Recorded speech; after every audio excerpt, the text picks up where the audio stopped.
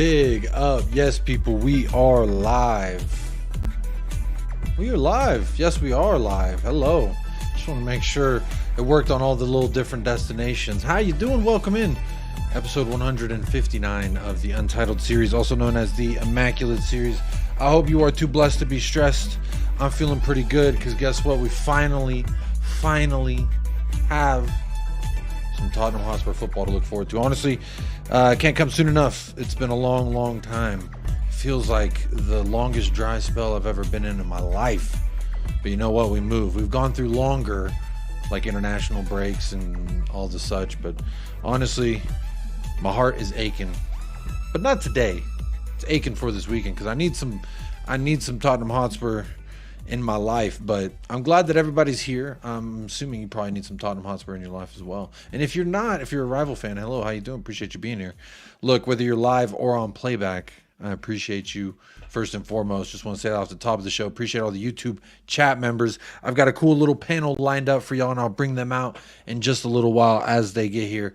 But look, I will start the show off by saying big up to y'all. Make sure you get your vote in the poll. I did do a poll today. Let me make sure. Yes, I did. Look at that. Doing the damn thing. I see 16 votes. I see 17 votes. There you are. There you are, every single one of you. I see 17 votes. This is for those of you on the YouTube channel, by the way. Early predictions for this week. So far, 65% says Spurs back to winning ways. And I like that. That's what I'm hoping for. That's what I'm feeling. That's what I'm riding with. And then I've got 24% that says rival fans are going to blame Spurs for anything. And I could have said rival and or Spurs fans. But you know what? Fuck it. That's kind of what I did. 5% shared respectively to Spurs fans meltdown incoming. Which that's a given. So even if you didn't vote that, you could still probably believe that's going to happen because even when we don't play, there seems to be, how are we the most talked about when Liverpool just won a damn cup? What does that have to do with Tottenham Hotspur? As you can see in the title, Chelsea, stop blaming us for losing. All right? 5 big chances created, 5 big chances missed.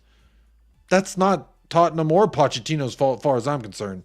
So y'all can hold that. As far as well, I want y'all to know you can hold that to the highest degree. But look, make sure you are hitting the like on the video, subscribing, sharing. I've been trying to say to share because apparently sharing is good for the algorithm as well. So make sure you are sharing the video. But look, who gets the first place prize today? That's going to be Donovan Ostriker. Says, I will be partaking in my pregame nap end of the regular season tonight, but have a good show. Big up Donovan's got a game later. Good luck. He says, feed Chewy. As you know, as is customary, Chewy is here. I'll hide the comment. There's Chewy. All right. You want him fed? Do you want to feed the dog? This is my question to all of you out there. Do you want this dog to eat? Because if you do, hit the like button. If you don't, then don't hit the like button. But that's on you, and that's on PETA, and they're going to find you. All right. PETA, OSHA, and what's the other one? World Wildlife Organization, WWO. Oh, they're coming for you. So you better hit that like if you know what's good for you. But big up David Calvino as well. Say hello to a couple YouTube chat members before we keep on going. Appreciate everyone who tuned into the members show the other day. Trying to do some more of those. Got a lot of members here, so big up. Nawaf is here, says big up Jacob. Smash the like button. Big up to Nawaf. Kuti every single time, you already know. Big up Nunny. Big up Zapur. What's crack-a-lackin'? How you doing? Chris Peters is here. How you doing, Chris Peters? Says, big up, bro.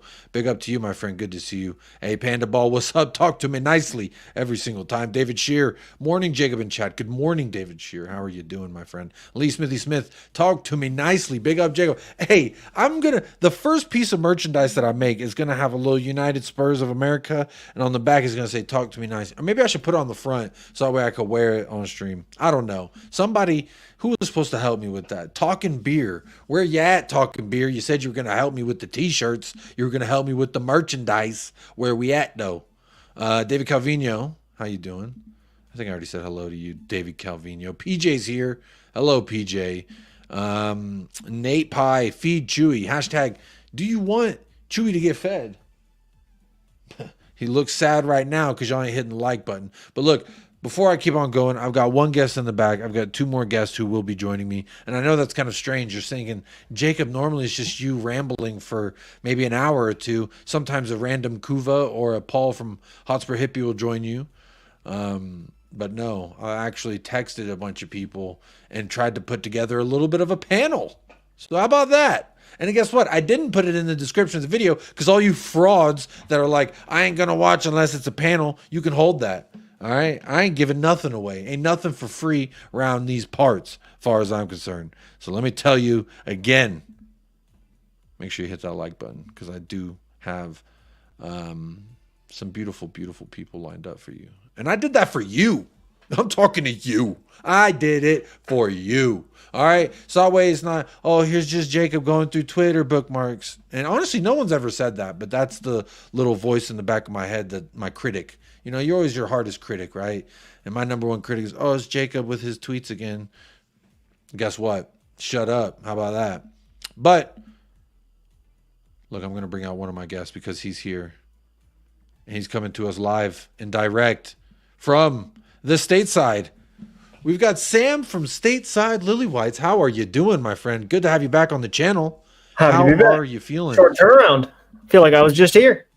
Yeah. You know, that wasn't part of the contract that you signed. And unfortunately, you're going to have to hold that. I didn't know I was going to be such a wanted man. I would have upped my terms. See, that's what Tottenham Hotspur out here, just like United Spurs of America. We go in, we find the talent, we get them at a low rate, and then, you know, we'll adjust as we go. But speaking of adjusting as we go, did you hear the news about Ryan Sessegnon? Yeah, poor guy, poor bastard. Yeah. Honestly, it's kind of unfortunate. It's kind of. I won't say that he's obviously not the level of Dele, but it's got kind of that Dele sort of sad end a career kind of trajectory to it. I hope he turns it around. You know, I'll always be, if they're wearing a Spurs jersey, I'll always be a proponent for him and back him, but it's not great, is it? Especially considering it's the other one that he's had a problem with. So now he's got one that he's trying to recover and now one that he's trying to get through, you know, post surgery on. So yeah, I don't know. It doesn't look great for him. So, you know, it's interesting you brought up Dele Alli because I don't remember Dele Alli having a hamstring problem on one leg, getting it surgically repaired, and then having a hamstring problem on the other. You know, Dele's fall off it's still, I don't think I'm quite over it. It's like one of those shows you fall in love with and it just ends too soon. I wanted a little bit more. You know what I mean? But speaking of a little bit more, Sam, I've got something that's just a little bit more because it's me and you. And then while we are a great dynamic little duo, we're about to make it a trio. All right, because what's better than a bicycle and what's more stable? A tricycle. Yes, you knew exactly what I'm saying, but not like a tricycle, like his own independent man. I'm going to be bringing on someone you all know and love, familiar face here with the channel, familiar loved one, I should say, family member with the channel. We've got the one and only Ashmatic. How you doing? Yes, my families. What's going on? What's going on, people? Oh, man. Seeing your big smile, I'll tell you what, it fills me inside with joy and happiness and honestly excitedness for the weekend because I'm really curious your opinions. Obviously, this is going to be a way too early prediction show because I am aching and I'm burning, not with the clap, but with the lack of Tottenham Hotspur in my life. And I know I just kind of did a little bit of a roundabout way of saying, welcome to the show, Ash. But great to have you here, my friend. Can't wait to hear your opinions on Crystal Palace. Does anyone know, real quick, before we keep going, is Eze and Elise supposed to be out still? Because it's been a long time that they've been out, and I would assume they weren't on the bench last week. I'd have to look it up. I think Elise's out. I think they said a couple weeks ago that he's out for like a month or two. But that could be, I could be thinking of somebody else. But I think we won't see Elise. Eze, I don't know. I think his was something small. Yeah, I think there's a small chance that we see it Eze. But yeah, I think Elise's reoccurring injury, so they rushed him back too soon. Yeah, and that's the reason why I don't think we'll see him anytime soon. If I'm being honest. Did you hear the news, Ash, of Ryan Sessegnon? Yeah, he's Ryan Sessegnon. Is what I would want to say. Fabrizio tweeted this just a little bit before the show. Tottenham defender Ryan Sessegnon has confirmed that he's undergone surgery to his right hamstring. Last time he was injured was during the U21 match. He played, I think, a total of 31 or 37 minutes, something like that. Yeah. Quite unfortunate, and I feel pretty bad for him. And he actually dropped a statement, if y'all will entertain me here for a second. It says, gutted beyond belief. Just when I saw a light at the end of the tunnel and thought I was back to doing what I love, I've hit yet another setback. I've been down this road before. I'll pick myself up, stay headstrong, and begin my recovery in the best way possible. Having been through an operation and the recovery of my other hamstring last year, and knowing how strong that hamstring is now, I know this is the best solution to put an end to the reoccurring issues. Thank you to those who sent me messages of support. Can't express how it feels. We are all human at the end of the day, and I am devastated more than anyone to have a setback. I'll do everything I can to be out on that pitch. Speaking on behalf of anyone who's been in this situation, he says, please be careful what you say online. Words hurt, and no one chooses to be in this position. Love, Sess. Ash, let me get your initial. Have you heard that statement yet? Did you see that from Ryan? I think he posted it on Instagram. No, it's the first time I've seen the statement, but I remember when the news broke, and I did, I did something on it with Sim. We announced it, but yeah, we were careful with what we said, because regardless of what you think of Ryan Sessegnon, like, it must be frustrating. I'm trying to put myself in his shoes. Yeah. And just like, as an athlete, you just want to be able to perform. So yeah, like, on his level, on his side, it's mad frustrating. I mean, we're frustrated as fans, but we've got your doggy, so we're not too pissed. Do you know what I'm saying? But for him, like, he wants to get. On a personal level, it is unfortunate, but it is just a little bit. On my selfish side, my Tottenham Hotspur fan, consumer, etc., I would say I'm quite disappointed with him overall since we signed him from Fulham. It was meant to be this, what our whole model is, which is buying young, getting them, and then either reselling them on or utilizing their talents, and we did neither.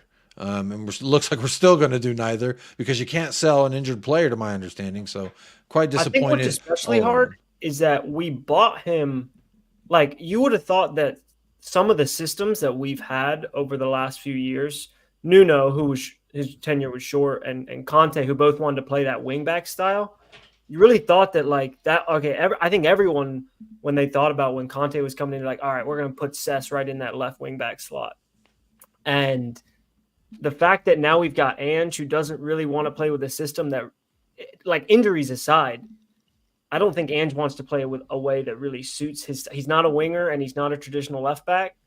And yeah, I don't know. That's the part too, is when he does come back, like, what position is he really coming back? When we saw him a little bit when he played the one match, I think it was for us, just the one he made a substitute appearance.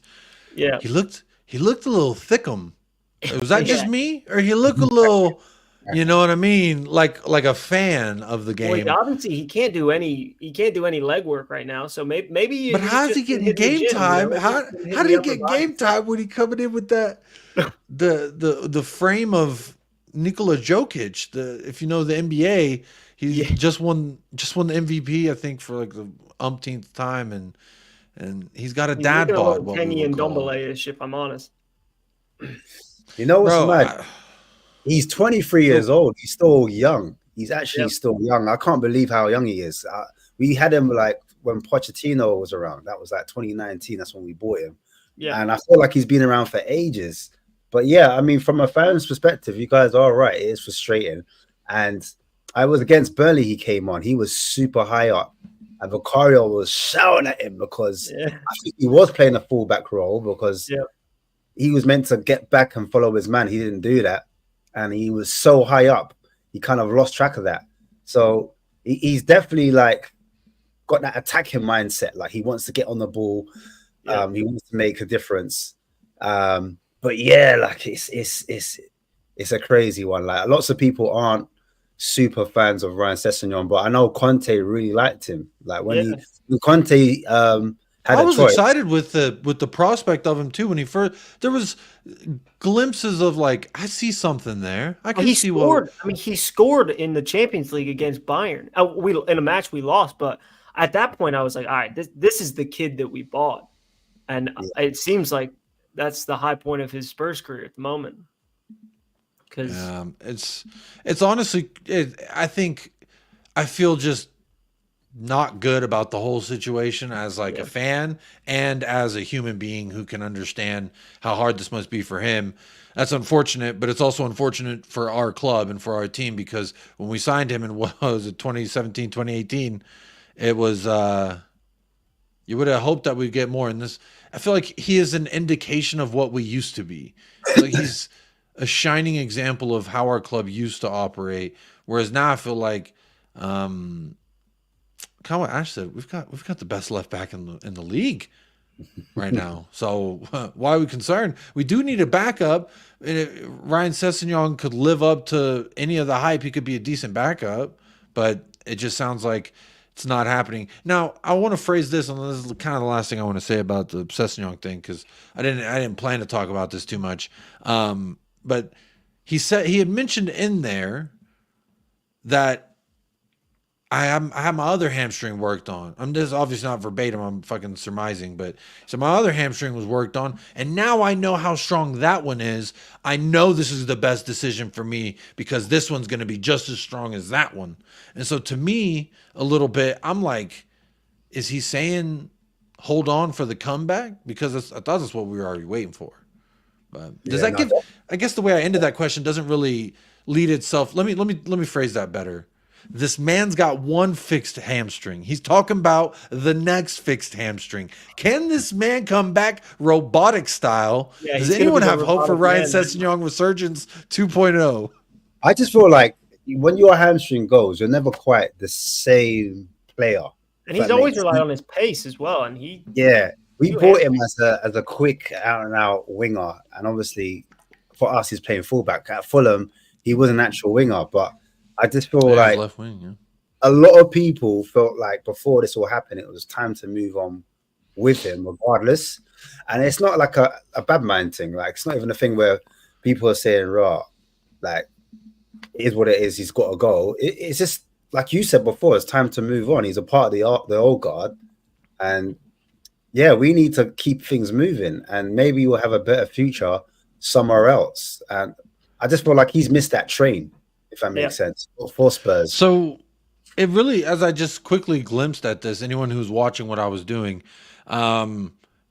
really, the year that he gave us the most matches was his first year. He played 35 and he started 26. And after that, it's 6 matches played. He started 4. Then after that, this is Premier League. After that was 15 the following year, and then last year 17. And then this year he had one appearance. Was that in the Cup? I don't even remember what that was. Was that a fever dream? It feels like a not real moment. Sessegnon coming off of the bench to play under Ange Postecoglou.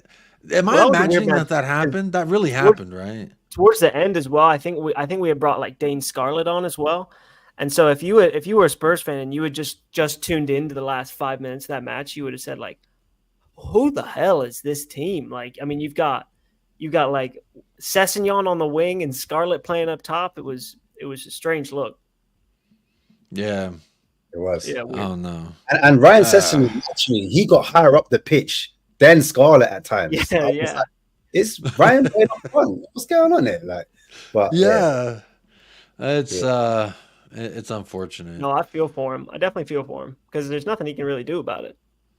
Big up Hugo. Big up Andy. Zapur here says, haven't liked a single game where Sessegnon wore a Spurs shirt. No idea he's worth anything at all.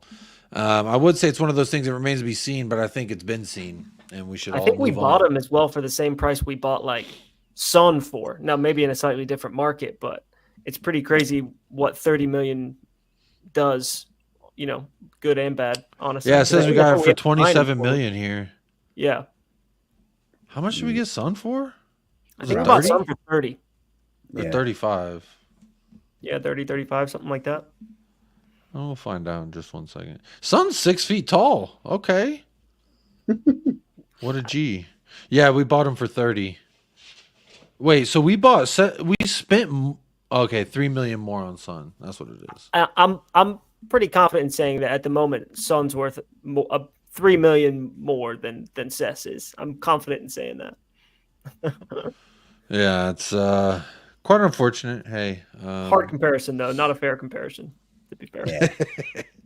that's tough competition for anybody. But look, we'll keep it moving. That's about as much as I really want to talk about Ryan Sessegnon, if I'm honest, because that's really as much time as he's given us. But look, I want to talk about something else before we move on to Crystal Palace and such. And I'm really curious what it's like in your neck of the woods, Ash. So Chelsea wet the bed and then slept in it again. Liverpool's children ran away with the Carabao Cup. Is this in the title? I have Chelsea stop blaming us for the loss. How are we so talked about when Chelsea shit the bed? Well, I said wet the bed, but I should have said shit the bed. But you know who didn't shit the bed? AMD with the super chat, $4.99 dono, but it says Big Up Jacob. That's an Arsenal logo. Arsenal person in here, super chat. I feel so blessed. Big up AMD. Appreciate the monetary support, my friend. Thank you so much. But Ash, what has it been like for you? What are you seeing? Why are we getting brought up? It's like Harry Kane and Bayern Munich losing now, son. Oh, that's Tottenham for you. Pochettino bottles it in a final. Oh, that's Tottenham for you. Bro, that was Chelsea who played. That's not my manager. We've had how many managers since him? Jose, Nuno, Conte, Stellini, Ryan Mason, twice. So I'm saying 6. And now Ainge is our 7th manager since, bro. What is this? What's going on, Ash? It's just because obviously Poch never won anything with us and he got us to finals. And now all of a sudden he's doing the same there. And all we can say to Poch is, thank you. Thank you. You know what it is? The Chelsea fans right now around me, they're very quiet. They've gone missing. I call it Madeline. I can't find them. I can't see him. Yeah, they're quiet. They're quiet. They're not really talking too much for him because they know like they're in the mud right now. So for me, Chelsea can't have no chat about Spurs at all. They need to take the L. The kids took them to the cleaners. I'm seeing kids go to the assembly and like parents' evening. I see the parents clapping. I see the head of years clapping. I see the headmaster clapping, welcoming the kids down the stairs. So it sounds like a you problem. That's what I got to say. For Chelsea, they've got nothing to talk about, and that's the only scapegoat they can say. Oh yeah, this is typical. This is Spursy because we got a Spurs manager, and they're just mad. They want him out now. They're angry, and they need someone to blame other than their board because their board's brand new. But well, they've gotten quite used to the fact that over the last however long, anytime that they're disappointed, they can genuinely say we don't want our manager anymore, and management has been like, okay, yeah, fine, we'll replace him, and they can't quite do that now. It's a bit different. Exactly, that too. Yeah, they're they're stuck. Yeah, Todd Bowley is instilling that. Like, I don't know. I think it's more of an American sports ownership mentality that like we bought in a coach or a manager to see out the season, and we're going to try to see out the season. And honestly, in English football, it's refreshing in a way. It's refreshing as a Spurs fan to watch Chelsea, shit the bed. But from like a respecting manager's perspective, it's kind of nice to see a manager be given. Did you see the way he looked at Toboli as well? Yeah, I think I honestly, he didn't shake his hand. There it is, AMD. I was just showing you why I brought it up because I've seen Tottenham going. I've been on some shows and all of a sudden it's like, oh, how Spursy of Pochettino. Bro, as far as I'm concerned, Chelsea bottled 6 finals in a row. They broke records for how much they bottled it. Yeah, somehow it's about Tottenham. It's Tottenham this Tottenham. I find it funny. I find it kind of sad. And to quote Gary Jules, it's ironic. That's what it is because they're the blue neck billionaire bottleneck boys. Like right now, they're the real bottle jobs. So I don't want to hear any of that talk for Spurs right now. I agree. Well, let's see what the chat's saying. Sorry, I was actually, I just recently paid for the fucking month of this StreamYard, so I was messing with the layouts there a little bit, and I got super distracted. But big up AMD. I do appreciate you, my friend, for the first super chat of the evening. Thank you so much. If you don't want to do the monetary thing, again, you can just hit a like, hit a subscribe, share the video with your mother, your brother, your cousin, your sister, your auntie, your uncle, your nephew, your niece. All of them fine people want to subscribe. I think we're less than 150 away to 4K. So if you got any burner accounts, go ahead and make sure you're subscribed on those as well. Because less than 150 more subscribers, and the channel will be at 4K, and that'll be because of everybody. But big up AMD. Yeah, I saw you say haven't heard any criticisms of Spurs. Talk Sport fans are saying it. Analysts are saying it. Quote unquote pundits are saying it. My favorite phrase out of yesterday was Gary Neville saying the $1 billion bottle jobs. That was quite fun. Because no matter what you say about Tottenham, we ain't dropped $1 billion on no squad that played in a final. We got there on sticks and stones. You know, you ever watch Flintstones? They got in the car and they're all like Scooby-Dooing around, you know? It's like that. That's how we got to finals. And it's entertaining to me. Look, would y'all have felt a little bit? I was on Liverpool's side. As much as I don't like both clubs, I dislike Chelsea more than I dislike Liverpool. Also, being that they're a club that recently started their own project, I felt like this would be almost an indicator of where they're at and where we're at, and it would almost put us in the mud if Pochettino won a trophy in the beginning of their process before we did. So to me, Ash, I see you nodding. Did you feel the same way as me in that sense? That like I did not want Poch to win this because I felt like that would cast a shadow over Ainge Postecoglou and what we're trying to build here, and that would have just been bad going on rival shows and then being like Poch the bottle. They don't even like the guy. They want him sacked before. They said if he wins, I don't give a fuck. Sack the guy. They don't care. They don't want it. They didn't.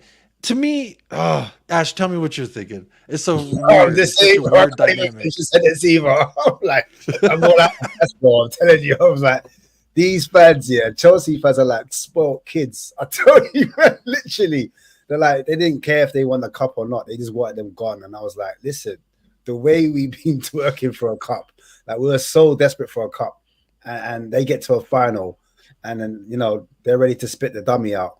After Poch has been there for how long? Do you know what I mean? So, but yeah, it would have definitely put us in deep shit if Chelsea won. We would have looked like after all of that,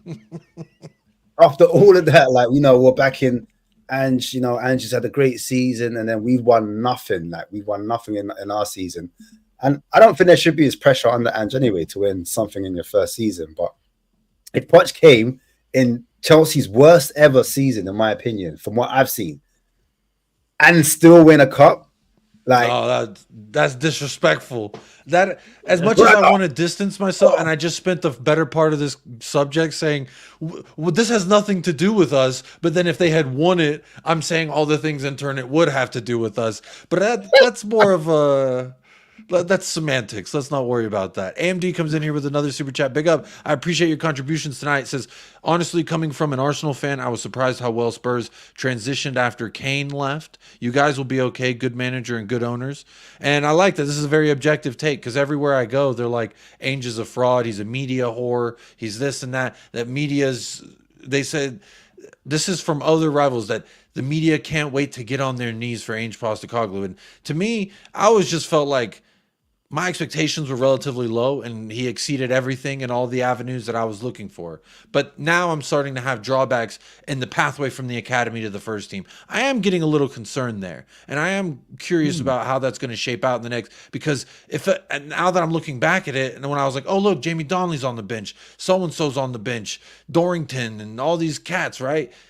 But then really you find out that's just because of injuries and suspensions and tournaments, and it's not because these kids can play the system. So for me, I'm going to hold back my getting my cheerleading on for the academy to the first team. But as far as the fan base goes, we were a fractured fan base, and for the most part, until recent results, we were pretty together. And Ainge Postecoglou in the first 10 matches of the season had all Spurs fans dancing, singing, believing in the impossible, and some, till the dying last ember of hope, believed in the impossible.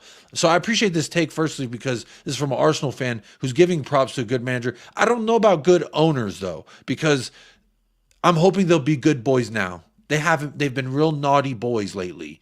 And then the last 23 years, naughty boys. But my hope is that now they're saying, oh, haha, look at me now, watch me, shine my shoes, because we dancing tonight. We're going out, we're hitting the hottest venue. That's what I'm hoping we're doing. So if we can back Ange Postecoglou this summer, the following January, that next year, I'm not talking about next year, because we still need at least, I've said 4 windows, and that's including 2 January windows, which are hard windows to get done, but 4 windows before I say, this is Ange Postecoglou's team, and now my expectations are X, Y, and Z, because he got exactly what he wanted, and he's been backed, and that argument since.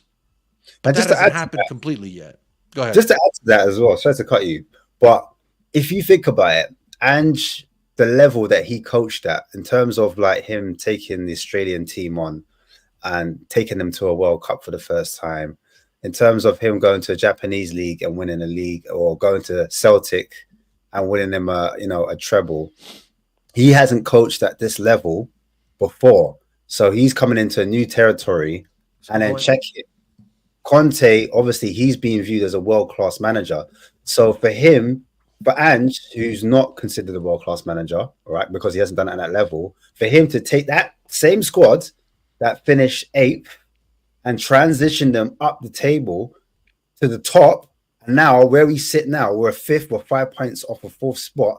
I think he's done an amazing job, because he's had to transition a team from defensive football into attacking football. And this is the first time he's done that in this league. He's still got to figure out this league.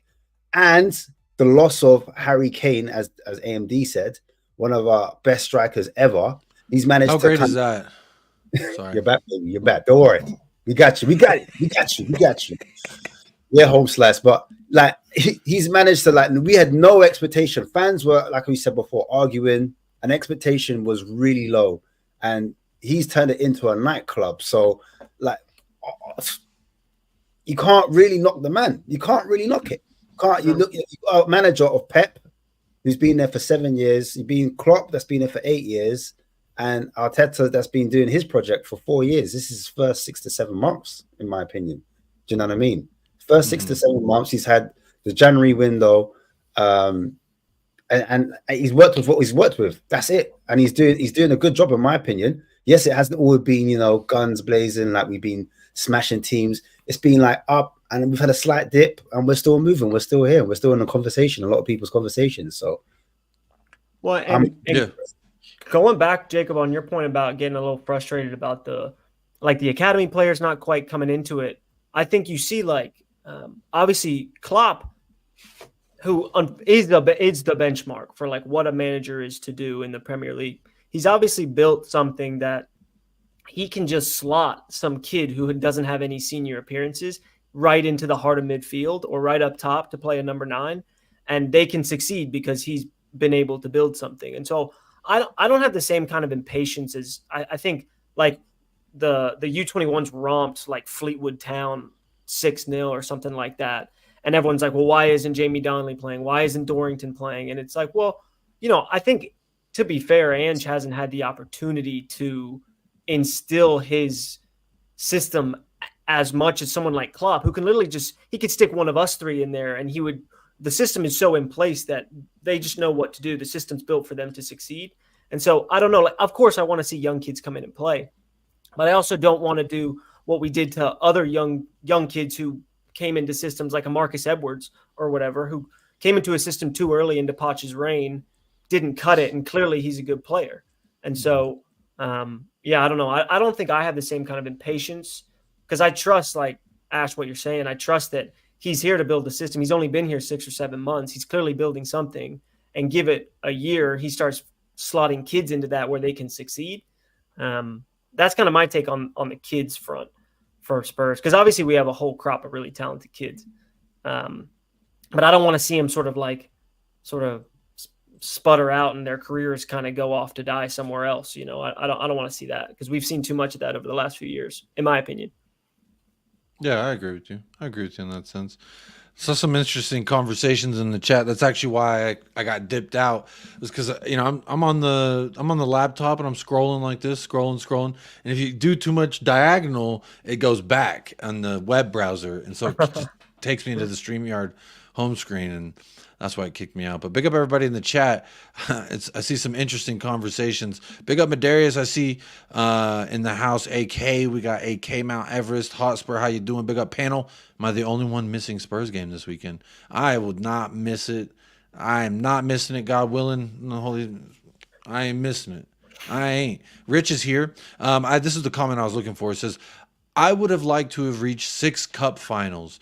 Poch still closer to a trophy than Ainge this year. And there's big up Rich. Always appreciate Rich being here. First of all, the last sentence is very true. Poch got closer to a trophy this year than Ainge did. One squad cost $1 billion. The other one just lost $100 million player. So I agree in that sense. Like, you're not wrong. Ainge did get knocked out in the first fucking match of this very competition. So I was somewhere and someone said, oh, well, think about the pathway that they got there, the opponents that they played. I don't really give a damn about all that. At the end of the day, he got to a cup final. But what I would say is, could you just imagine for a second the amount of bullshit we would get if we lost 6 finals in a row? I would love to be at 6 cup finals, don't get me wrong. But every time you step up to the plate, honey, you're missing? I don't know. To me, I would feel like, no, thank you. Ash? What would you, in the streets, what would they tell you if you were wearing a Tottenham shirt and you went to 6 finals in a row and lost? Would you rather go to 6 finals and lose every single one, or go to 1 and lose it and that's it? I think I'd have a hoodie on. I don't know if I'd have the Tottenham top on. Because the mud would be too thick. The way I'd be flipping over, slipping on that mud, it'd be crazy. Yeah, that's...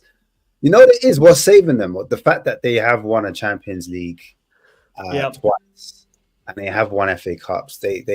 Abramovich, he just said, look, if that manager can't do it, he axed them instantly. If they didn't win a Champions League, he got rid of them. If they didn't win a league title, he got rid of them.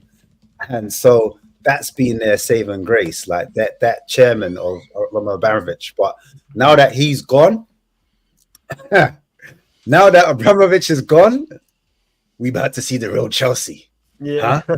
We about to see them. We about to see the real Chelsea. Because 8-year contracts, these players ain't getting nowhere. I'm hearing Endo wants to leave. He don't want no part of no project. So it's getting a bit techie. I can't lie. It's getting a bit mad over there in Chelsea. So I'm here to see it, man. Big up Chelsea Blue and Blue. I know they're probably not too thrilled with the conversation we're having. I see a lot of... They're dunking on, waffle. They said goodnight. Biggest club in London stopped. They said London's blue and North London's red. So they're not even letting us have North London. But big up Chelsea. I understand, bro. You got to a cup final. You lost. The temperatures are rising, my friend. And you know what?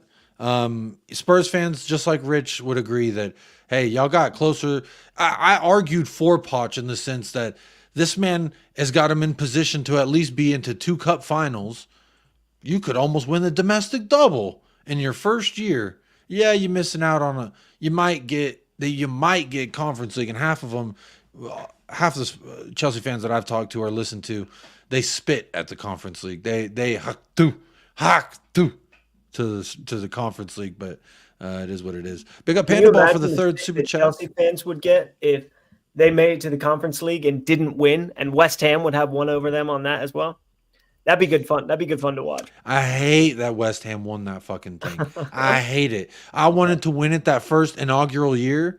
I know it's the mesh is mesh and it looks fucking weird, like a basketball goal, had the mesh net. It kind of looks like that, but I don't give a damn. It was new and it's shiny, and they could take the piss out of it all they want, but it's a fucking European trophy. UEFA signed off on it. It is official. It is like any of these gifts that Chang sends me. Shout out Chang for yet another care package of gifts. Big up Chang.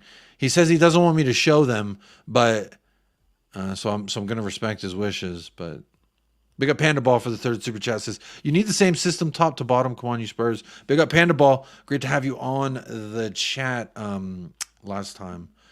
Got to meet you for the first time. Very nice to meet you. Hope you're having a great day, my friend. The Chelsea comment also brought up the Audi Cup. You know, you'll never sing that. That's true. Big up Panda Ball. Yeah, we got the Audi Cup. I'm pretty far behind in the chat. I apologize. We don't praise the Audi Cup. It's like a running joke. You know what I mean? It's like the running gag. It's I guess you got to know. Big up Rick C in the house as well. Talking a little, okay, y'all talking a little shit to each other in the chat. I like it, honestly. Keeps it spicy. It's getting a little heated in there. It's getting a little spicy. And as it's getting spicier, the viewers are going up. So isn't that always nice? Big up Bob Down Under says, hang on, let me do this so we don't cover that $1 million smile. Bang. Look at that. That's a crime. Big up says, good day, lads. I need me some Spurs football. Oh, I need it. I need it in my life, my friend. Big Mike. Jackson got rejected by Astrid, a girl you can pay £10 to see her gammon flap. What is a gammon flap? I know what he's referring to, but what is it? What is this? What does that mean? What is a gammon flap? I've never heard of that. You might have to Google it. I'm afraid to. I'm a married man. I have a wife. I don't need to Google gammon flaps. You might get some weird ads after Googling that. Yeah, you might see something weird after that. Hey, big up Mud. Says, love you, J-Wall. Hala Madrid. Big up Madarius with this is your first super chat on the channel. This is a guy, he's like one of my longest standing friends, especially from my younger days. He's seen sides of Jacob that the internet shall never see, and thank God we didn't have TikTok and all these smart cameras and shit when him and I were up to no good. I'm so glad the quality of videos was like that of Atari's first video game, because they might try and shut down the show half the things Mud and I got up to. Big up Madarius. He's a Madrid fan. Always love having him in here. Hopefully we're going to run some zombies tonight. I think that's what we're trying to do. Big up Mud. Appreciate the super chat, my friend. I hope Jacob don't read my comments toward Chelsea. I'm trying to not read them because they're pretty distracting, and I'm easily distractible. And I just, I try to make this an interactive show. Big up 76 Mad Matt. OTC is in the house. Says Chelsea was smaller than Fulham before 2006. And Ash, that's what you were talking about, right? Roman Abramovich came to town and he said, we've got the Slavic money. Is it Slavic? Yugoslavic? The Slavian nation? Russia? I'm scared. I don't even want to say the R word. You know? You say get shut down. Because Vladimir going to find you. I'm afraid of Vladimir, bro. Any video I see that man, he don't smile. I am. Vladimir, if you listen to this, here's some confetti. There you go. But all we're trying to do is mud Chelsea here, which apparently he's the reason why they had to sell that club. It's a whole sticky business what's going on over there. Yeah. Jacob, what are your thoughts of the Crystal Palace game? My thoughts are we better go fucking win. We better go out there and not only win, but put that work on them. I'm talking about go out in style. I need goals. I need everyone in the front line to score. I need someone in the midfield to score. And I need 5 goals. That's where I'm at. I need a 5-0 win to really just – I'm getting – I don't want to – I'm going to use this comment to segue a little bit because there are some Arsenal fans in the chat, which big them up. You can still be a good person even though you make painful decisions in life.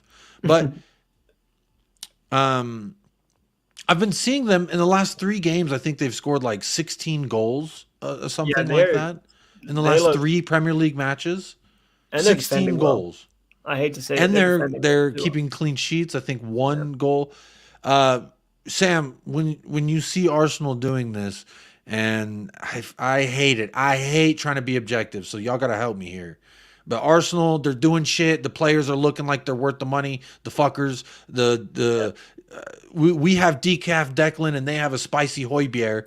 And apparently he's showing that he's actually a good midfielder. These last 3 games I've watched outside of Porto. Hey, when the lights are brightest, you see where the roaches go. You know what I'm saying? But apparently when you go to the You Break It, You Buy It stadium, aka the London stadium, aka the Get on My Knees because I can't stop blowing bubbles stadium. All right. When you go there, you can just do whatever you want. Is it the competition why Arsenal are playing so good? And then when they go to Porto, they didn't? Or is it they were just in Portugal and they ain't been in Portugal? They just, I don't know. What do you think it is, Sam? I mean, I think that the reason that it seems like Arsenal are playing so well is because it seems like after last season, the expectations that people had of Arsenal going into this season were obviously sky high, like challenging with City to win the title, and I think that the first half of the season, even Arsenal fans, at least objective ones, would probably admit that they were probably, not playing nearly as well as they could have been. And so I think the fact that they're kind of hitting at least a purple patch where they're hitting a good stride, it's a little worrisome. I think from a Spurs perspective, our goal is definitely more centered nowadays, more on top 4. So it feels less like we're competing directly with them in that sense. I don't know. The Porto match, I think that anything can happen on a Champions League night, especially away. So I think that I wouldn't look at that Porto match as I try to be an objective Spurs fan. I think that it's hard for me to look at the Porto match and say like, oh, like that's the real Arsenal. I don't know. I think that maybe I want it to be Declan Rice given the ball in the 90-something minute, and then Martinelli picks it back up and then gives it away again. That's 2 blunder moments from 2 players I heard get majorly overrated. What on earth Raya is doing on that Porto goal? I don't know. I mean, it was a great goal, of course, but he seemed so far off his line for no reason.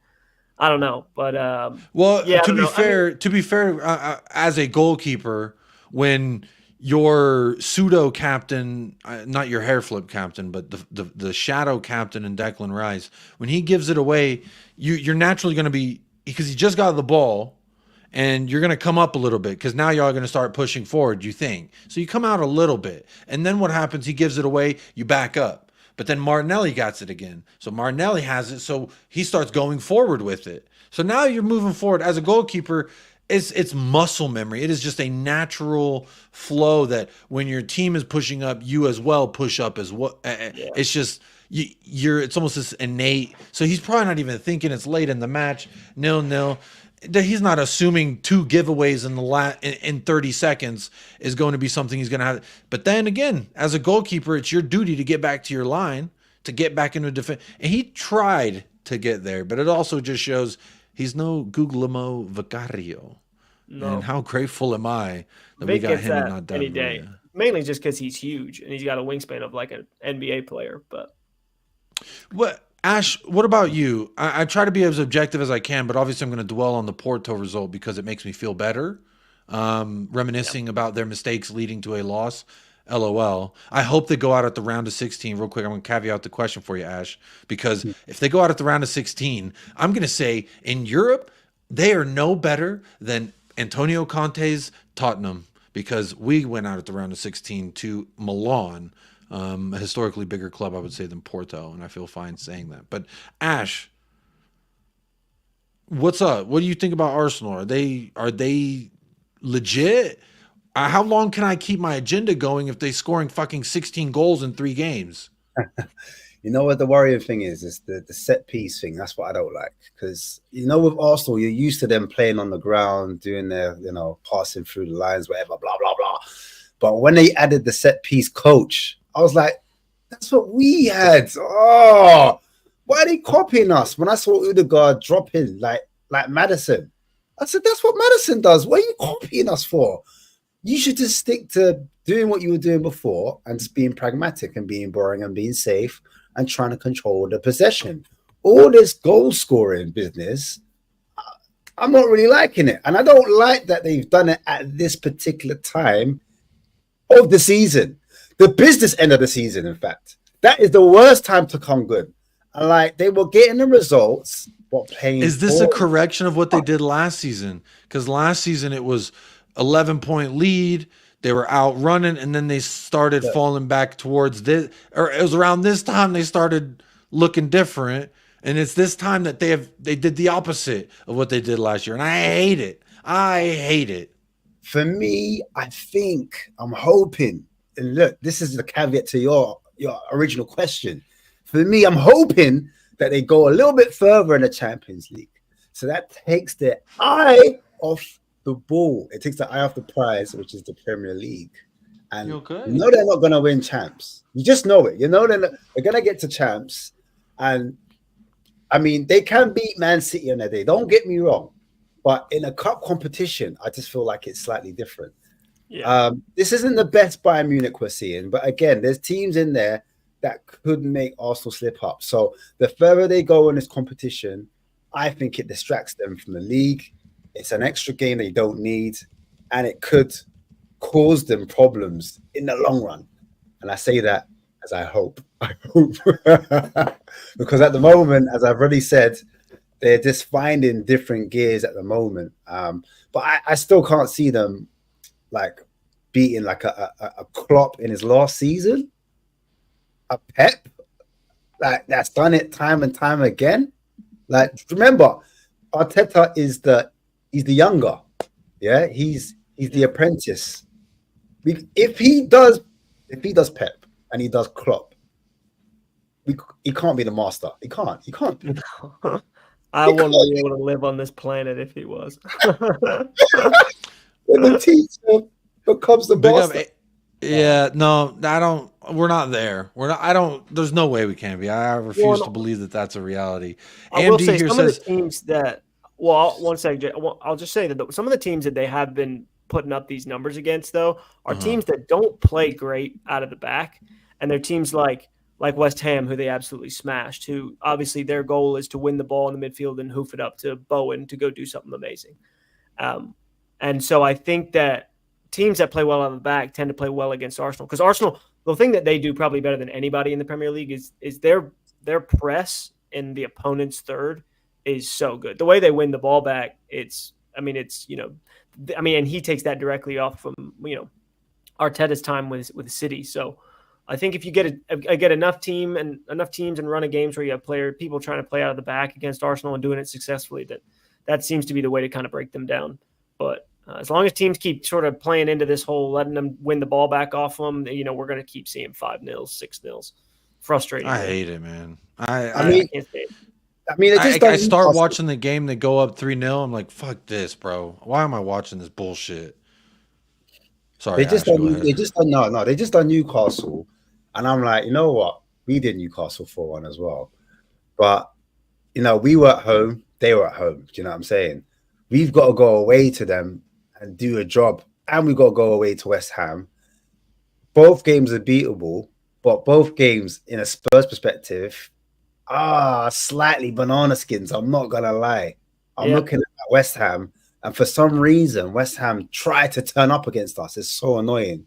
Newcastle last year, St. James's Park, it was a nightmare. I can't lie.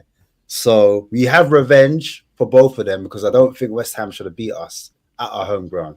So we need to tuck him into bed. But yeah, it's a bit mad. I don't know. Like it's the way they won convincingly. It's not looking good. No, I don't like it. It doesn't look good. AMD here talking about Porto. Appreciate the super chats earlier. My friend says it was the last 4 seconds. From what I could see, some of the defenders looked like they were getting ready to walk off the pitch. I assume that means Raya was out of position, getting ready for the game to end. It was very close to the end, and that's a part of that. I would say inexperience, maybe, where you got to just play through till the final whistle. I don't know. I also agree with BX Gunner here. Says a whole lot of wishful thinking going on around here. Shameless settings, Jacob. I'm very shameless about it, because again, like the facts are, I think their goals is like 23-2 in their last few matches, and that's ridiculous. I don't like to hear those things. I like to hear I liked it better when Richarlison was outscoring their entire front line. I liked it better than minus Saka, of course, but we move. We can still like me personally. I don't want to focus on them. I just want to focus on us. Yeah, of course. This season, that's what we kind of have to, right? It's our We're first at the start year. of our process. Like, what are we doing here? Do you know what I mean? We're at the very beginning. And when Arteta first came, they 8th and 8th, and then bottled the 4th spot twice. Right then, let's have it right. Back to back, 8th place, back to back. There you go. I ain't lying. Bro thought he was Kobe Bryant in the NBA Finals. He was going for that back to back, but it was the back to back 8th place. That's crazy.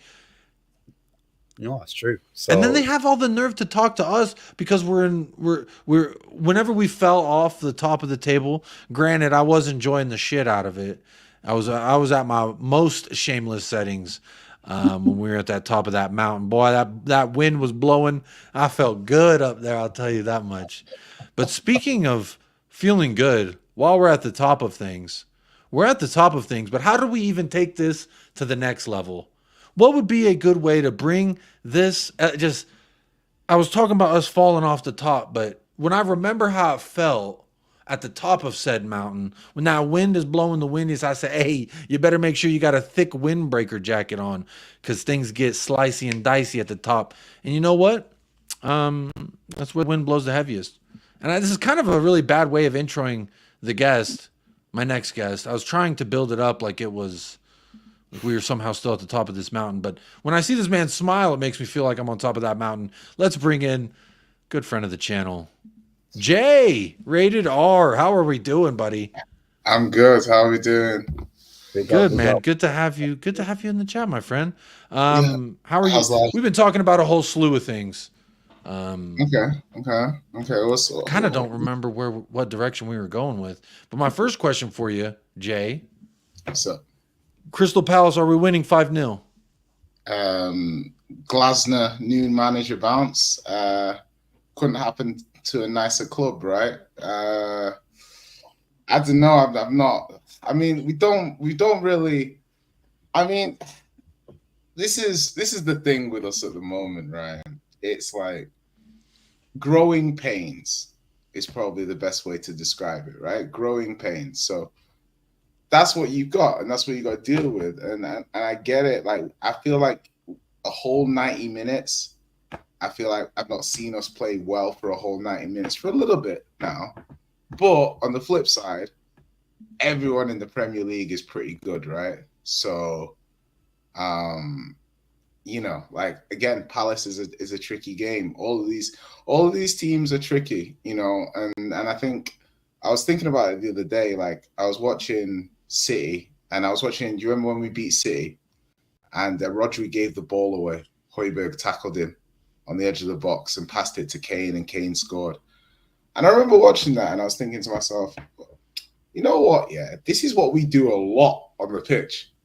Do you know what I mean? I was just watching that one moment that led directly to a goal against City, and I was just thinking, City just don't do this.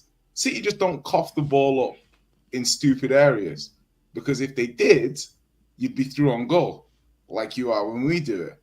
And that, like, relaxed me a little bit. But, yeah, I guess to answer, are we beating Palace?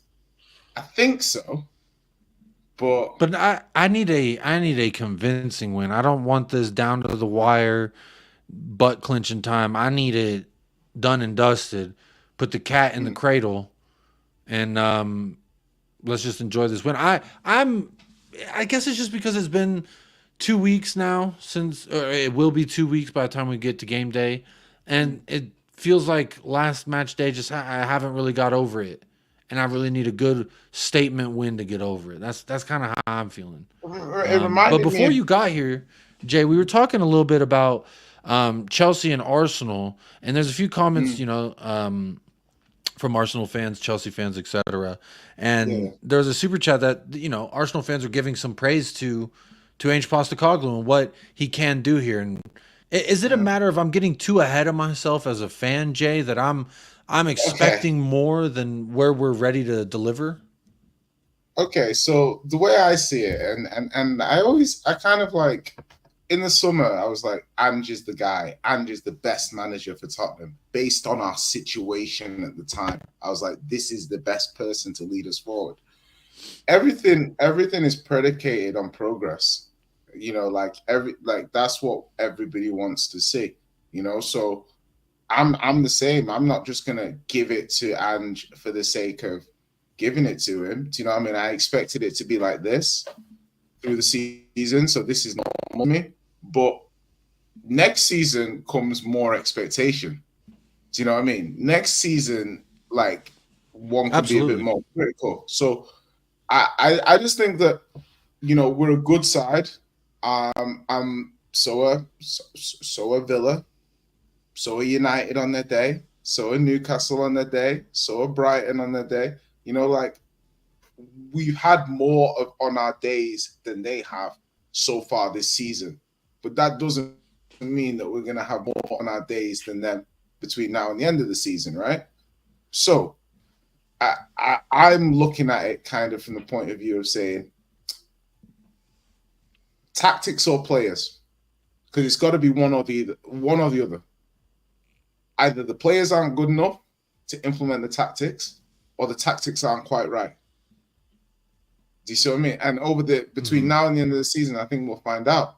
You know, and I think it's important to start understanding this, because there's a lot of and I said this a few times. I don't like to rate our players, because players don't exist in a vacuum, and I think a lot of people rate players like they exist in a vacuum.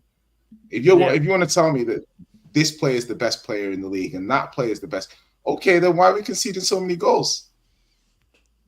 Do you know what I mean? If this guy's the best defender, and that guy's the best defender, and that guy's the best defender, and this guy's the best. Are you trying to say right now, Jay, live on air, that we don't have the best two defenders in the league? Is that what you're telling me right now, Jay? What I'm trying to say is that I believe that a number of the profiles we've got are very high in comparison to the players that they're up against in the league, if you're rating them in terms of who's the best player in the league. But then I think the depth outside the first 11 drops the team. But then it comes to a certain point where some of these players that are coming in, I do rate. So if I rate these players coming in and then the team doesn't win, or the team puts performances in below the level that I expect, then either the players that I rate so highly are not as good as I think they are, or there's something wrong with the tactical setup. It can only really be one or the other. Oh, that's a fair point, and I would agree with that, because I feel like it's the same thing when I was critical of Chelsea yesterday. I felt like Pochettino did set them up with chances. They failed to convert all 5, I think it was. That's on the players. They are one of the most chances created, I think, in the league. When they sit fucking 9th or something, that's an indication of not the tactics, but rather the execution of the tactics, in my opinion. Daryl Bradford here brings up an interesting point, and Ash, I want to get your opinion on this, because this is also an interesting topic. Says, I find the argument about being able to play 80% of the times instead of 100% of the time compelling. City can turn it down a notch, but still be intense. We can't. And now I don't know if Daryl meant this in the framework of 90 minutes or in the sense of moments in the game when we're supposed to turn it off, turn it on, etc.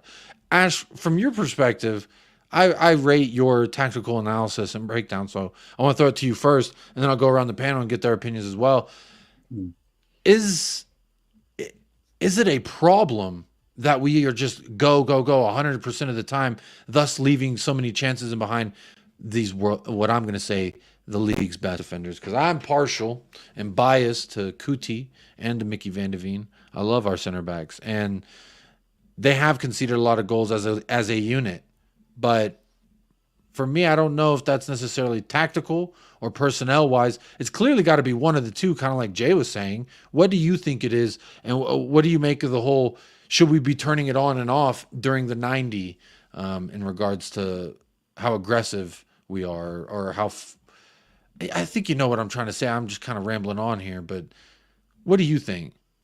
Yeah, it depends on who's on the pitch. I think every player has a different characteristic in terms of what's needed against that particular opponent. For example, against Wolverhampton, we had 70% of the ball. Now, when we lost it, it was a matter of players being able to understand where the danger was going to be and sniffing it out before it happened. Now, unfortunately, we got caught out on a set piece. It was two set pieces. One was their set piece, and the other one was ours. Yeah. So I think what most fans are upset is the chances we conceded. Because if you actually check it, Spurs haven't actually been battered apart from Brighton. Only Brighton have battered us in terms of scorelines and actual results. In terms of actual results, we are the third best team in terms of actual results. Now, people will look at performances and look at where we was before, and that's the reason why there's such a hoo-ha on how Spurs are playing at the moment, if we're being totally honest. We was ahead of schedule, and now we are somewhere where we thought we were going to be, if that makes sense. However, we're still higher than we actually should be, in my opinion. Do you know what I mean? In terms of actual the 80%, 100% questions, because I kind of rambled on there, I think sometimes I agree. There is times where you can slow it down and maybe kind of control the game, because it feels like we're playing at 100 miles per hour, but we're not got no end result because teams are doing the low block and we're passing it almost like a shoehorn, and we can't find that incisive pass. But for me, that's just bravery, because playing a ball into a box when you're in the middle of the pitch, sometimes you need a bit of kahunas to do it. And I felt like when we had Emerson Royale in the pocket and you had Ben Davies in the pocket, yes, they were in the right positions, but were they able to execute those passes to find our front three to, create a goal scoring opportunity? My thing is no. Do you know what I mean? I don't think Emerson Royale would cause enough or ask enough questions of Wolverhampton's back four. That's just my opinion from what I saw. And the same with Ben Davies. Yes, Ben Davies did an all right job, but in terms of asking questions, is he firing a cross into the box that gets to, I don't know, Kulusevski? Do you know what I mean? Or is he shooting? He had one shot, but it was way off target. And now you need someone, if you're going to play in that area, when you're in that kind of half space, that kind of channel on the edge of the box, you need to be able to shoot and test the keeper. But if you haven't got the techers, then what's the point of you being in that pocket? That's my opinion. So I felt like some players, it landed too, but we just didn't have enough Madisons. We wanted Madison to pass it to Madison. A lot of the time. Imagine Madison passing to Kane. That'd be nice. Don't imagine, but just imagine. Yeah, do you know what I mean? So like certain times in the transition where we needed to keep hold of the ball, it kind of broke down when it got to certain players. Or when we did create a chance, we couldn't make the most out of it. Or if it was on the wing, we couldn't quite beat the first match. There were so many things that contributed to Spurs looking so ordinary. It wasn't just one thing. And it's not just to do with individuals. It's about the team knowing what to do if A's in that space and B's in that space. Do you know what I mean? And some other teams, like you can see, Wolves are well more. They knew where to be as soon as the ball fell into this person, and it was easier system to drill in, right? Exactly. 2-3 passes, then over the top. 2 passes, then go long into Neto. Do you know what I'm saying? So that's far more easy when the space is open and you know where to hit the space, compared to when you're trying to find the way in a congested. You're just breaking up a little bit at the moment. You need a higher football IQ to kind of figure out that kind of piece, that puzzle, in my opinion. And that's how I saw it. And I think that's the reason why there were so many teething issues. And you have to remember, I don't know how many games that Madison has played alongside Bentancur,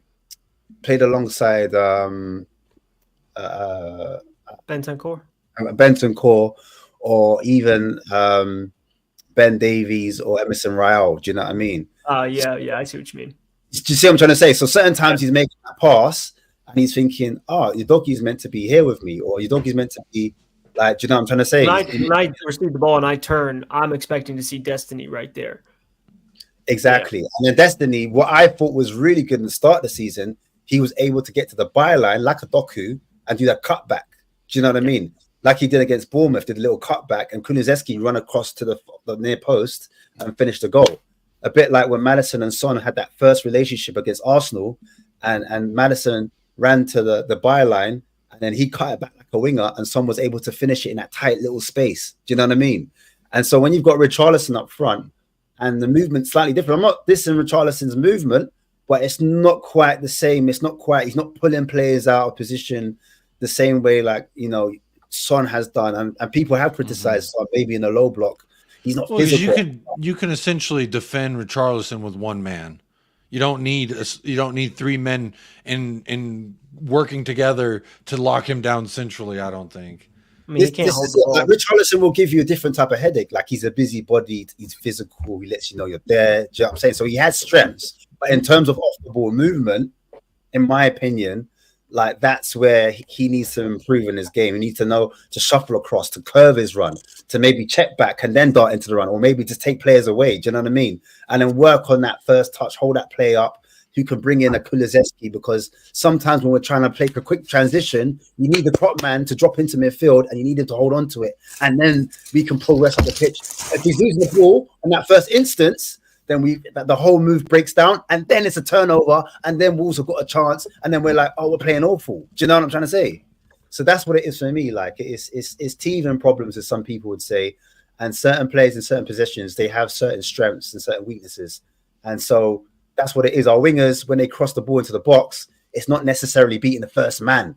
And that's a big problem for Richarlison, because he needs service. Take that out. What do you get from Richarlison? Is he creating chances by himself? Although he did do it for Everton, where Maddison pulled that ball back for him and he scored that top goal in the top bins. That was amazing. I need to see that on a basis. Do you know what I mean? And he did show glimpses of that in another game. I think it was Brighton or Brentford, when he did a snapshot outside the box. So he has got it when he's confident, and he has moments, as we said, sometimes some of these players are moments players. Do you know what I mean? I agree with this that G-Sean said. I got super frustrated that Wolves game. I would love to see it. Why hasn't Son shot from outside the box, really? I can't remember the last time he has this season. I let someone else answer. There was a specific moment where Ben Davies made an overlapping run and totally dragged the defender out of the way. And he could have just... And Son, I can't remember when it was, but it was a specific moment. And I'm like, the Son of the last year, or I guess 2 years ago, takes that on, and I was super disappointed he didn't. So I agree with that comment, G-Sean. Not that we need to be, taking pop shots from 30 yards out, but real quick, I do. Yeah, actually, what you're talking about with the whole bravery thing is everyone wants to give Ange all this credit for like, oh, we're playing brave, and it's like we're not. I mean, playing aggressively is different than playing with bravery. Like, I think those are two different things. And I think the bravery comes having sustained success after a certain amount of time. And I think that, I don't know. Ash, I agree with a lot of what you're saying. I think a footballer plays better football when it feels like his job is simpler.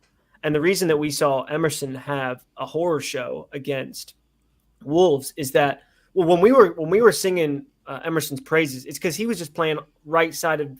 He was playing a right-sided central defender, and so his job couldn't have been simpler. It was receive the ball and pass the ball forward to the number 6 or whatever. Like, that was his job. That was it. Super simple, nothing more to do. When you ask him to, he's inverting. He's being asked to be a creator. He's being asked to defend. He's being asked to distribute. And that's where I think especially the patience with some of the Ange's tactics is definitely necessary, because it's like teething. It's like, okay, well, this player doesn't work in this position. This player doesn't work in this position. Destiny obviously fills that role here. I don't know. I think it's a lot of continuing to like growing pains of finding players who can play in the certain positions and not feel like they're being asked too much of them. I agree with that. Big up David, member for 4 months, says Ainge puts him on the touchline. Son can't take shots. Jay, I'm curious your opinion here on the whole Son drifting out. To me, Wolves, I don't know. Was it all this bullshit with the Korea and then Jurgen Klinsmann weighing on him, and that's why? Or is it a tactical ask saying, I want you to sit here and wait for that overlapping run? So I think there's a couple of things. One is before Richarlison got his kind of like form back and everything like that, we do need to understand, well, not understand, but remember that this three wasn't really clicking. As a three at the beginning of the season, they weren't really gelling that great.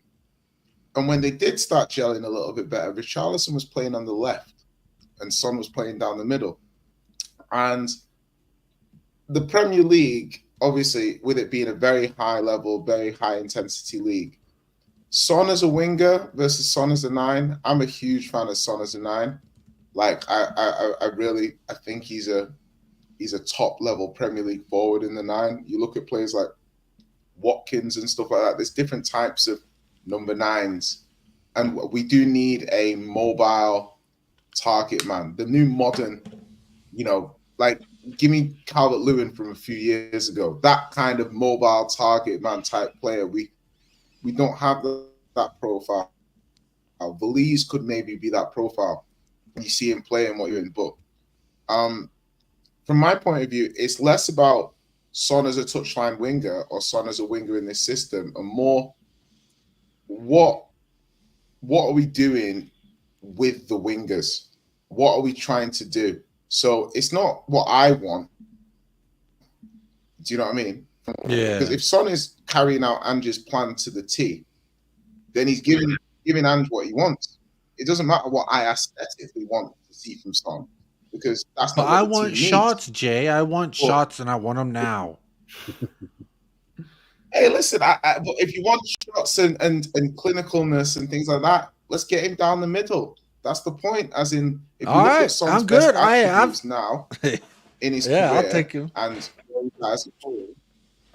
yeah, Jay, I agree with that. What is number one skill? Go ahead. No, I agree with you. I think you're on a little bit of a lag there, but I agree with what you're saying, because his number one skill is finishing. And when you look at our squad, who is the best finisher that we have in the squad? It's Son. Who do you believe at any juncture in or around the box can pick the ball and shoot it and put it top bins? For me, it's Son. I would always put my money on Son. And then, I loved that we used to have a bigger problem when it was like Kane was also that person. So Son could just accentuate that, and they both just made each other so much better. And it's Richie not being able to pull that attention, I think that also doesn't help Son as a winger. But I thought we played our best ball when Son was moved to the number 9, and we put Johnny Joe or whoever the fuck on left wing. All you need to do, Solomon or Perisic, was just pass it to Son. Give Son those chances that Richarlison gets, and I guarantee in the first half versus Brighton, he has a hat trick. There's styles of play where we get the number 9 touches in the box, where if it's Son, in my opinion, he puts those away. But, he was scoring goals, and I do hear the argument. You don't bench a number 9 when they're in form. That's one of the golden rules, and I would agree with that in a sense. But Son is just so damn good. He transcends golden rules. He transcends what people think. And again, I've never bought into this notion that Son has lost a bit of his pace, that Son has lost this or that because of his age, that he's regressing in some kind physically. I mean, he's still quicker with the ball than he is without it, to be honest. And that's why having him on the wing is nice, because he is so versatile on the wing. And honestly, I think Richarlison has almost done himself. But I think Timo Werner can do that. If our left wingers only being asked to just pick up and drive forward with the ball like we've seen with Werner, let Timo do that. Let somebody else do that. Son has, I feel like you're not utilizing some of the, you're not tapping into the full potential of what it could be if Son was in there, because Son being limited to doing like what Jay was saying, just doing the 1 or 2 different things. Well, Son can do 5, 6, 7, 8 different things. So why are we only limiting him to only doing 2? That's kind of my thought there. And Timo's shown that he can do a couple of things, which is make that simple pass to get the assist. He has 2, could have 3, but I guess FIFA wanted to take 1 away. Honestly, it's an interesting conversation, because I really want to know. Ash, what do you think our best front 3 is? For me, what I'm starting versus Palace, I'm changing it up because we need a change. And I'm putting Timo left wing, Son through the middle, and Brennan Johnson on the right, and just hopefully that pace will be enough, because Crystal Palace is going to sit back. They're going to allow us to play with the ball. Them away from home, they don't play out of their socks, and they're going to take their chances on the counter, much like a Wolves side. But Ash, what about you? What do you think the front three that you would go with? I don't even know what the best answer is at this point. But again, Son through the middle is, for me, when we were playing our best ball, Son was through the middle. He is our best finisher. He is our best attacker, in my opinion. So put him in the position where he could potentially score us the most goals.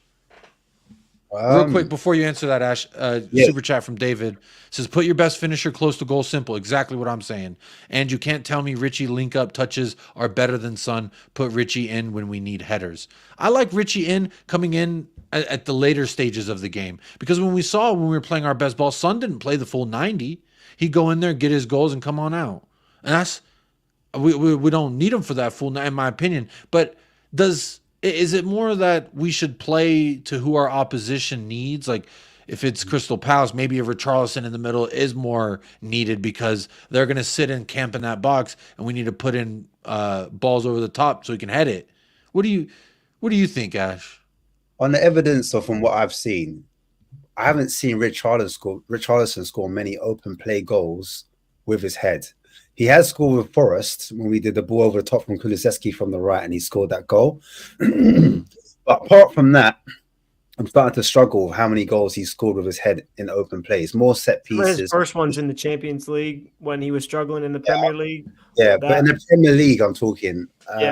You know, that's the caveat. That's the answer. That's why people are saying you should play him against low block teams. But I honestly think his movement and his hold-up play this season, from what I've seen, have let him down. When we're in a counter-attacking position, he's actually looked quite good. He's actually got in the end of some of Brendan Johnson's crosses, and he's put the ball in the back of the net.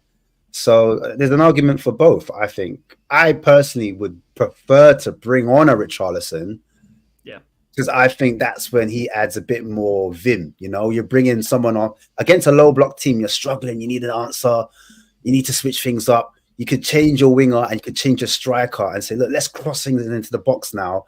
Let's get our fullbacks to overlap like Porro used to do. When Porro goes overlaps and he puts that ball in the box, it's really hard to defend against. And Richarlison's good at being a nuisance and getting on the other things.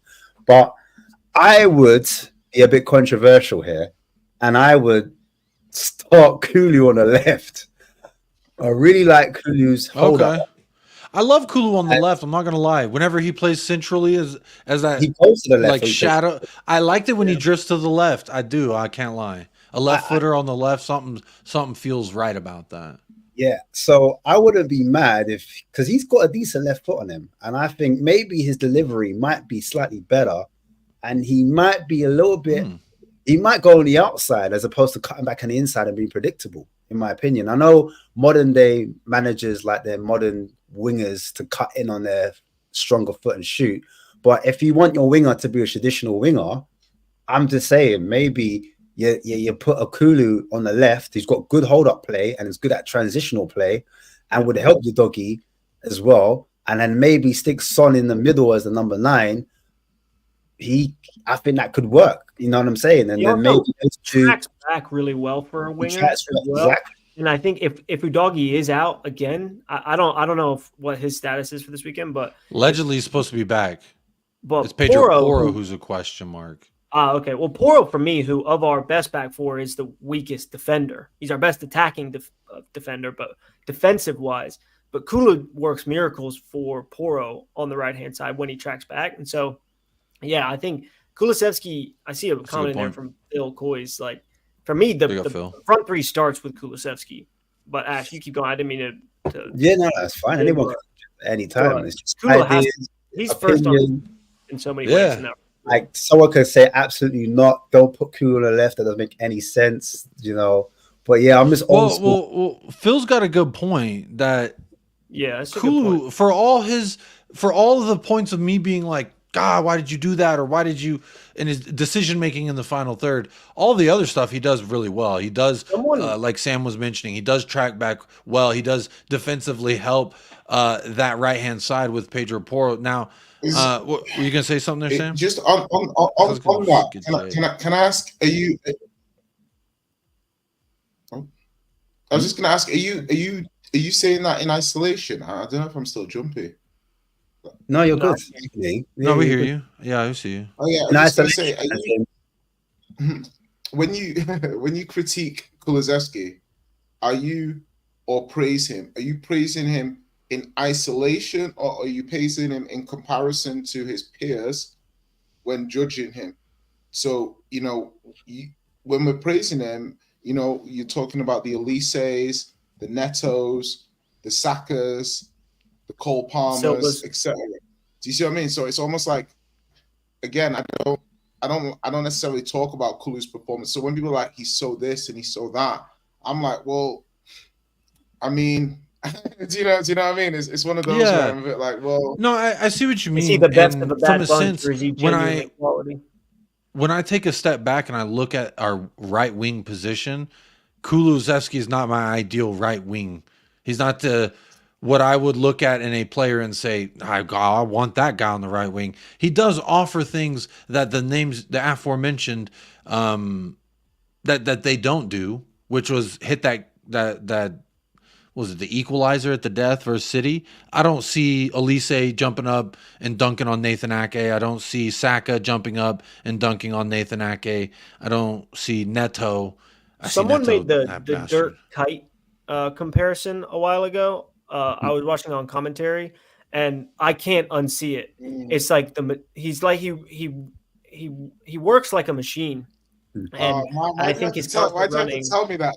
Yeah, he does. But like the way he runs, the way he holds the ball, the way his finishing, which is kind of sloppy, but it's really effective, and he's got this crazy engine. And I think that he is unique in our team and in isolation for that point. But I just think right wing, I agree in the sense there are attributes he has that those names don't have, but I just don't see him necessarily as a right winger. I think he's a good footballer. He's still very young, and he plays a right forward for Sweden. So there's somewhere that sweet spot. I think it's either you do something crazy and you see what he looks like through the middle late in the game, because he can dominate in a box, and he can out physical a man in the box, or you let him play that back up to Madison, because I thought he wasn't, outside of the last two recent performances where he was in that position, I thought he was doing decently in that role.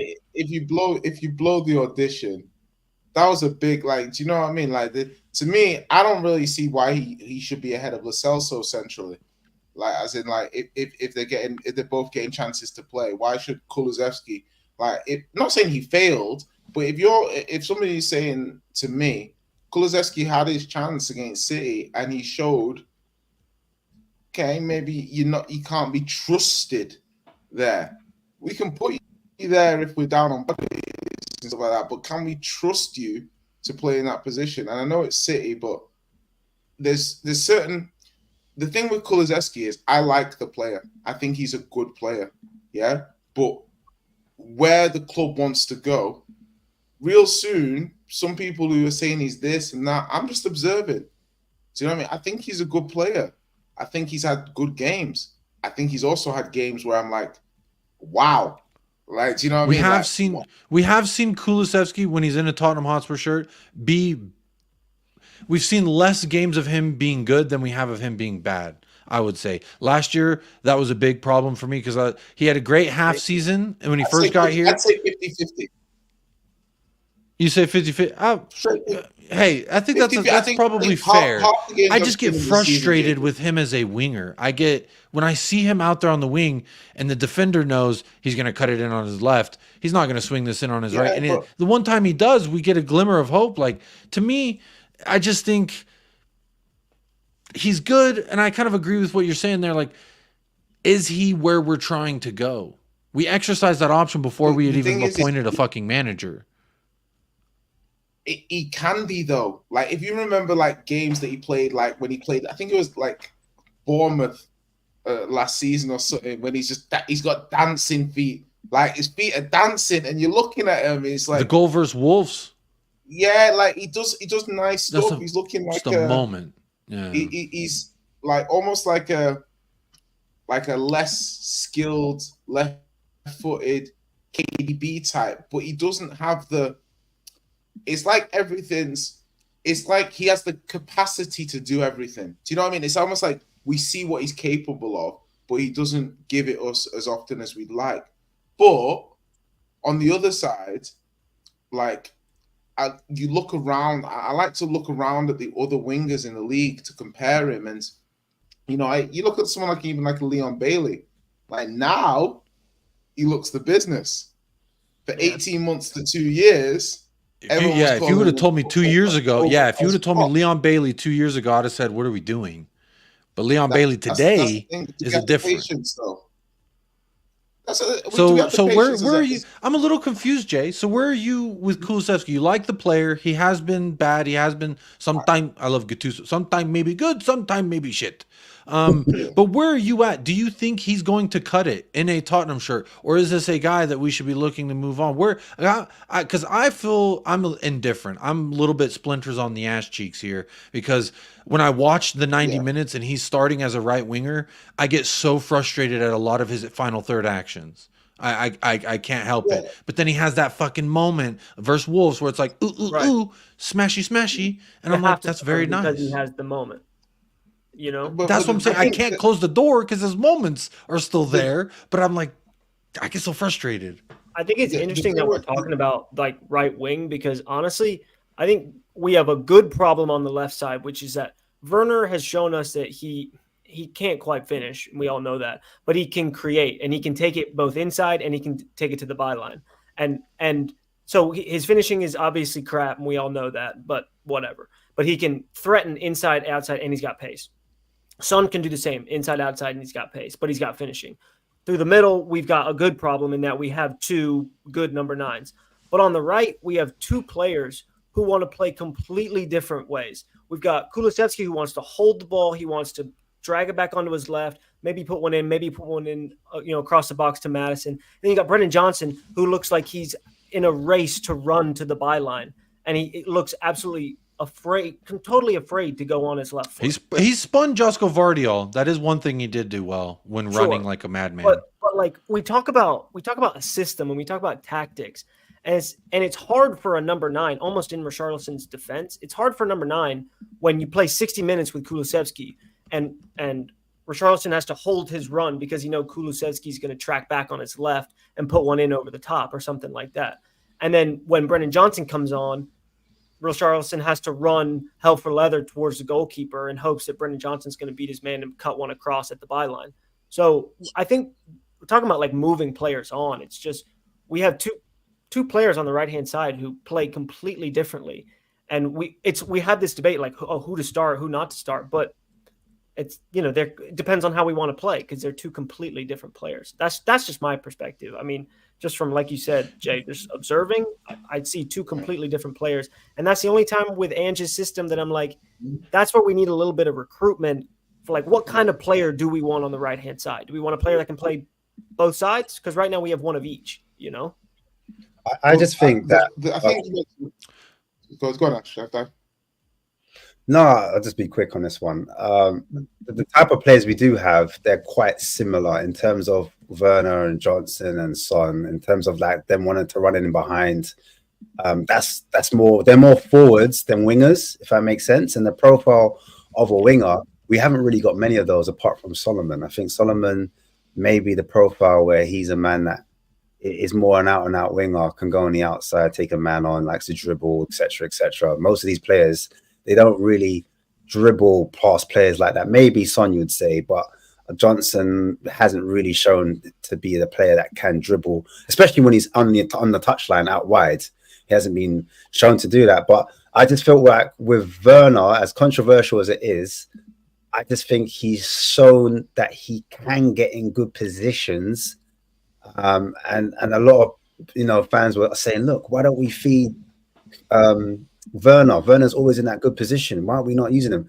So my point was that maybe having Kulu on the left, he would be an out-and-out winger because he's going to go on his outside because he's using his stronger foot and he's not going to cut back in a bit more time. Son playing through the middle as a striker, and then maybe having Werner on the right to start off with, because I felt like when Werner was on his left, his delivery was poor on his left foot. Anytime it came for shooting and crossing, I felt he couldn't beat the first man on his crosses. There wasn't many crosses that Werner got right, unless it was a counter attack or a fast transition where there's like, you know, he makes the running behind and then he makes a square pass to a Ritchie or a Johnson to finish it off.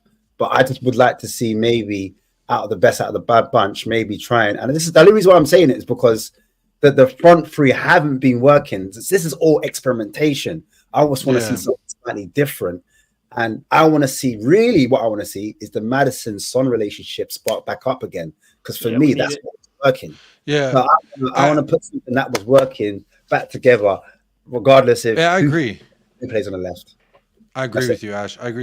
Real quick, let me run through some of this. My wife does need the studio in about 5 minutes, so I do got to end the show very shortly. And I want to get Jay's opinion on what we were talking about before we end the show. But real quick, I put the link for Ash's channel right here. It is in the chat. Very simple. Click it. You can get on it. If you're watching on playback and you're like, how do I get to Ash's channel? How do I get to Sam's channel? They're both in the description of this video. So please, please, please go subscribe to both of their channels. All right. If you do one thing, that's help a fucking content creator out in the free way. Now, those of you who have been doing the not free thing, I appreciate you. And Kuva came in here with a super chat, says, we only have 2 attack-minded players with quality, Maddison and Son. Decky at a push. No amount of tactical tweaks will make the others good players. And I agree with everything Kuva says here. And big shout out to Kuva. Thank you so much for the donation, my friend.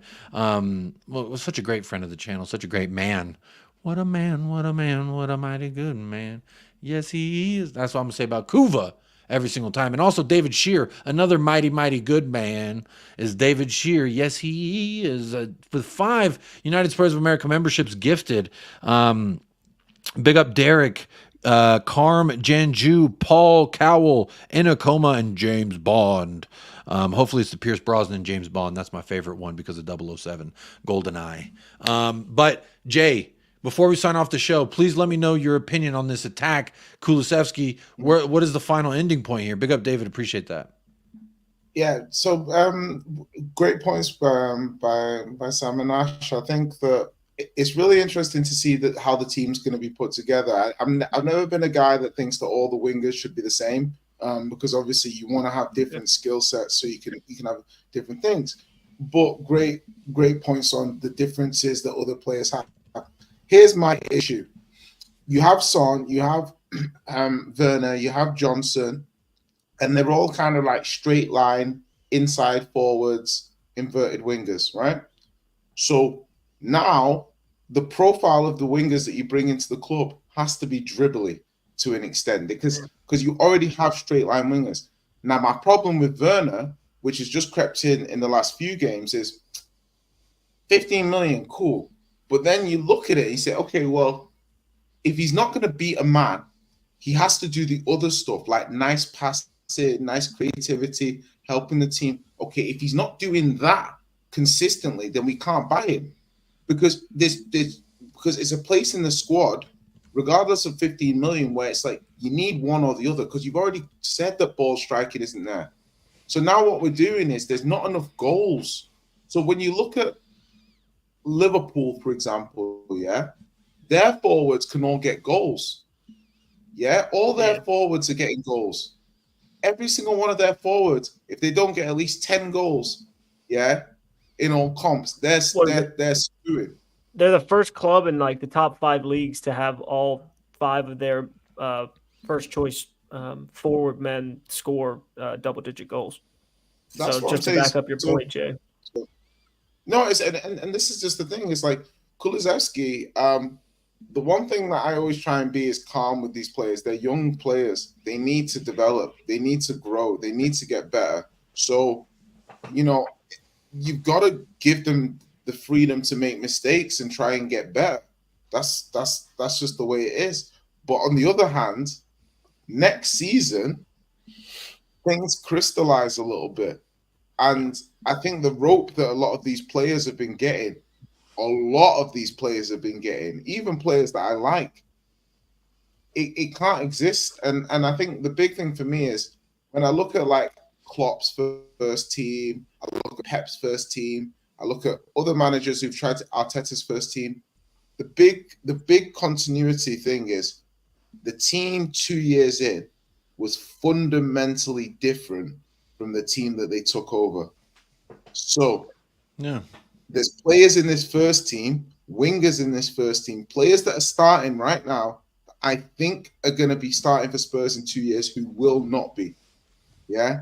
And that's just something that I always just remind myself when I'm like this. And I'm like, some of these guys who I'm talking about going into battle, trying to, win trophies with them, they won't be starting in 18 months.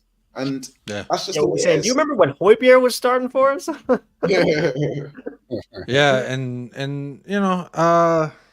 don't think that's something we're going to be saying next year. But look, something I'm going to be saying today is, unfortunately, I do have to end the show there. But look, I want to say thank you to Sam, Ash, and Jay, my astute guests this evening. Again, I just wanted to bring back game week with a bang, with a fucking 4-person panel rather than just Jacob up here blabbering on and on. But real quick, I want to say to all the members in the chat, thank you so much for being members each and every month. To everyone who gets gifted a membership, again, you're not charged every month, but appreciate and say dubs for the people who do gift you those memberships. Shout out David Shear, Chang, all those people. I just want y'all to know that shit do mean something to me. That's what I'm talking about. This shit means something to me, man. That shit definitely means something to me. And look, I'm going to run through and say thank you and shout out, as I do every single time, to the super chatters and people who spent their hard-earned cashola on the channel. Big up AMD for the double super chat. And then we got Panda Ball with a super chat as well. Medarius, my good longtime friend, hit us with a super chat. I think the first time ever he's donated to the channel. Big up for that. Sorry, Callum and David. Look, I do try to star y'all's comments and questions. There just wasn't any natural segue to either one of these. But look, we'll be back tomorrow. I will be back. Obviously my guests are always welcome here. This is a revolving door. We got the saloon doors. You can just come in and leave, go whenever you want, and please. But I appreciate those. I do try to get to these. I apologize if you did hit a queue and you're a YouTube chat member. I always try to respect these, but I apologize I did not get to them today. That's because I had such great guests. And also big up David for being a member for 4 months and then also super chatting us. Appreciate you, David. Big ups every single time to you. Kuva99, a great contributor and friend and family member of the channel. What a guy. And David Shear, likewise, gifting the 5 United Spurs of America memberships. Appreciate you, David. Always being so generous and making the family just that much bigger. But look, if you haven't already, go subscribe to Ash, go subscribe to Sam. Their channels are in the description of this video. Very simple and easy to get to. I am redirecting you over to This Is Football with Sam.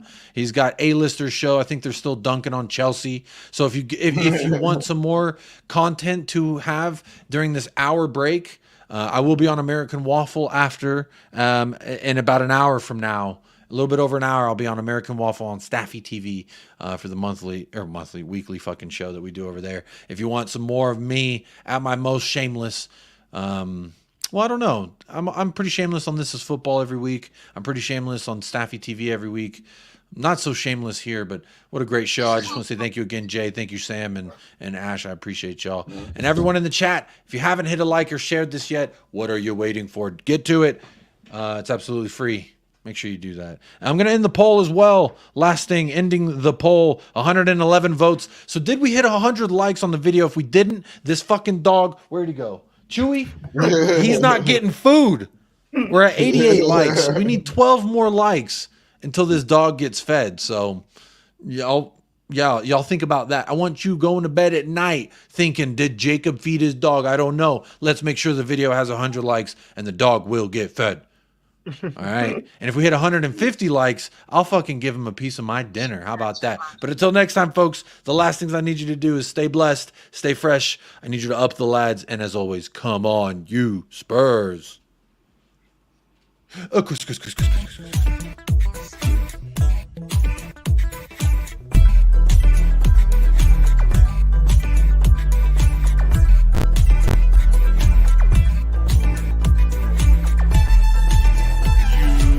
United Spurs of America with your hosts, Michael and Jacob.